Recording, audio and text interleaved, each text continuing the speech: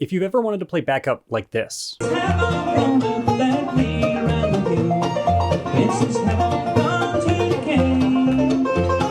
or like this, then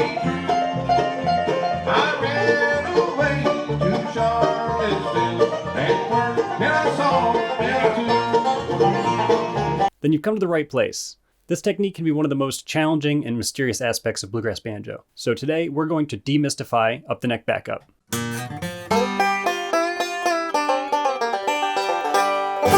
Building foundation in up the neck playing really only requires two fundamental skills.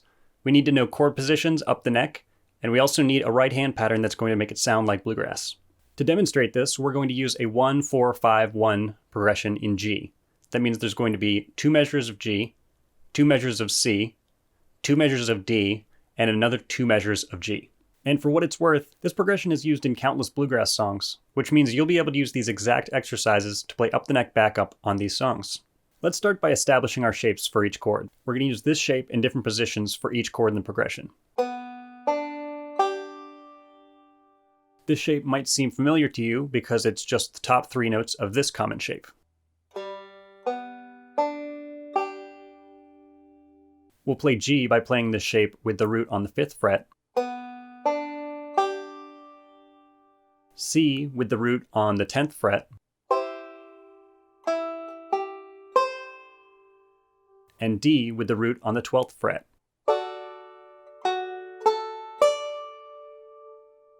For this example, we're also going to play another G with the root on the 17th fret. If this is unfamiliar to you, then it's worth your time to practice moving between each shape until it's comfortable.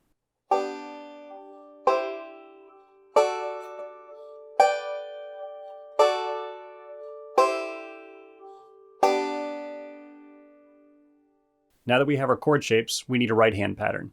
The one we're going to use is taken directly from the playing of Earl Scruggs.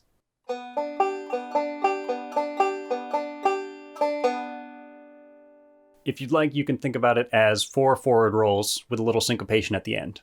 Now all we need to do is play this pattern on all 4 of our chord shapes.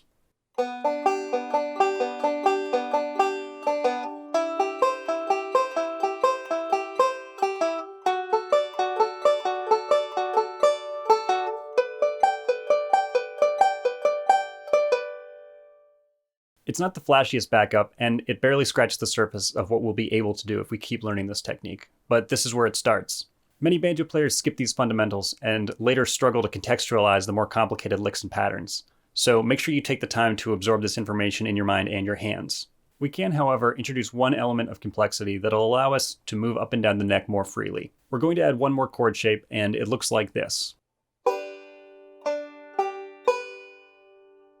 Again, you might be familiar with this shape because it's just the top 3 notes of this common shape.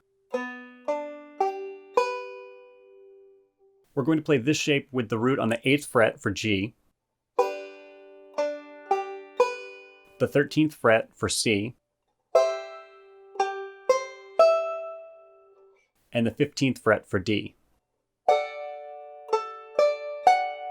Once again, we'll add another higher G shape with the root on the 20th fret. And by using the same right hand pattern, we have an alternate version of our backup.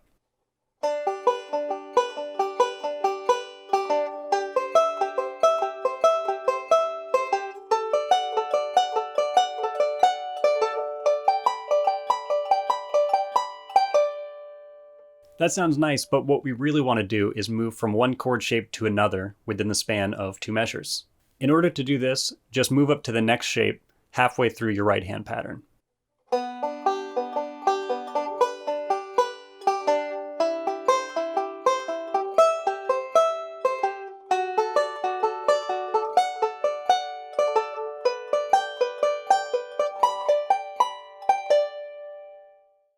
Transitioning between these chord shapes can be really challenging, especially if you have to do it quickly and smoothly. But if you're really patient with yourself and you take it slowly, meaning as slowly as you need to get all the right notes, then you will see progress. Okay, there's one more level of complexity that we can add to this exercise that's going to again multiply our options for playing up the neck backup.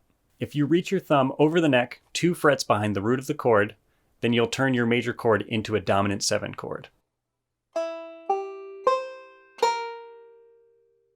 With some slight adjustment to our right hand pattern, we immediately have a classic bluesy Scruggs pattern.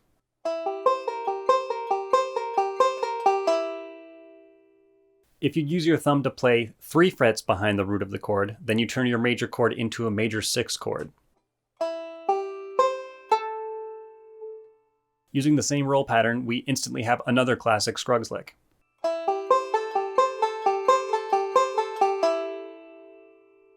You can apply this to any major chord shape with the root on the first string, as long as there's room for your thumb.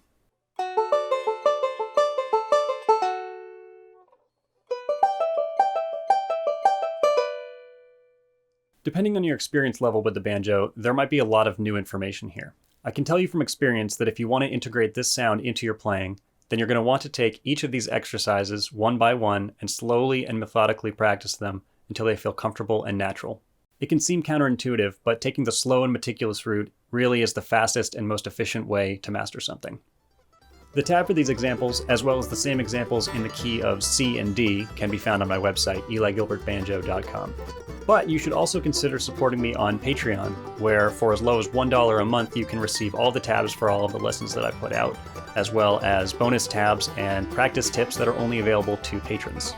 If you like this video and you want to learn more about bluegrass banjo, then go ahead and subscribe to this channel.